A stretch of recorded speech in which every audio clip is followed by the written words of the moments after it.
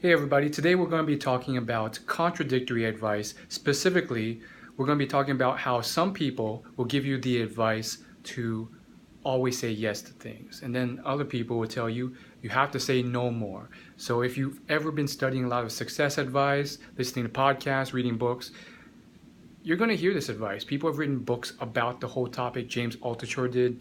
And then if you listen to podcasts or just consume a lot of articles or content on YouTube or Instagram, you're going to be hearing people talk about, you got to say no more. Otherwise, you're going to be doing a bunch of stuff that you don't even want to do. So how do you reconcile this seemingly contradictory advice? Well, the answer is that both advice is useful for different stages of your life. You'll notice that the people who usually say the no advice, they're usually CEOs or managers of some sort who are very busy and have achieved a lot in their life, are probably in, halfway through life in their 30s, 40s, or even 50s. And so, of course, those types of people get bombarded with requests. And of course, they're going to have to say no more. Otherwise, they're just going to be doing a bunch of stuff that they don't want to do that may not be the most impactful for their business. And these are usually the people that we follow in the personal development industry because they're successful. And so we equate that advice to how we should live our lives. The problem here is that most of us are not these high-flying entrepreneur CEOs. Many of us are employees or just getting started in life.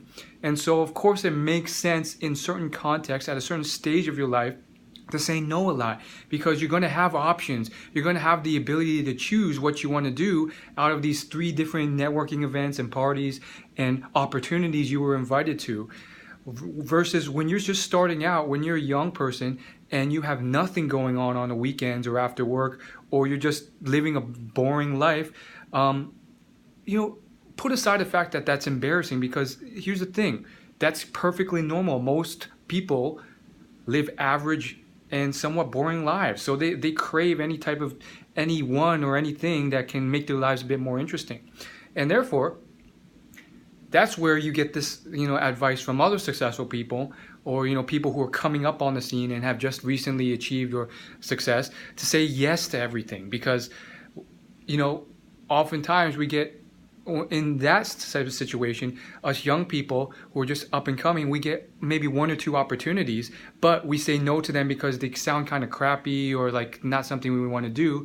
So we don't go to them, but instead what we do is we sit at home with nothing to do.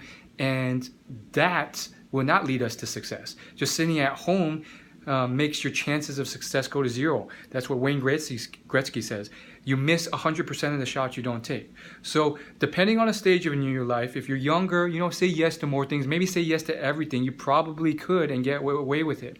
But as you start to get a bit up there, you start to make more hefty decisions. Currently, I'm personally in a stage where I've experimented with both of these strategies, and I've been saying yes to almost everything. But lately, I've been starting to have to dial it back, and you have to start knowing when that is. Because when you have 2 or 3 opportunities or things, or you just, from reference experience, know that one thing will lead nowhere after doing it like six to 7 times, then you can kind of like gauge where your time will be most impactful. For example, I gave this one person the benefit of the doubt, and he seemed to be a very, nice guy, very seeming to be interested in me. Turns out it was a pyramid scheme thing, and I ended up having to drive like an hour to see this guy, and he turned out to be much less selfless and friendly than I gave him as the benefit of the doubt. I thought, maybe this could be a good business opportunity. Maybe he wants to meet with me just to give me tips or whatever. And it turns out he was being vague on purpose because it was some type of pyramid scheme that he was trying to pitch me. So, part of it's saying yes to these opportunities, but, you also live and learn. And I guess you can straddle both lines of saying yes and no by, in this case, learning from your past experiences and just asking more questions before plunging into opportunities that you say yes to, so you can kind of figure it out. But I feel like for the average young person, they're much more skeptical than they should be. And since I've said yes to a few opportunities this year, I went on this crazy trip in the Philippines where I got to see where Magellan planted the first cross in the Philippines and colonized the country. I got to see that because I said yes, because his family offered to go on this trip and take me. If I didn't say yes, I wouldn't have gone on that thing.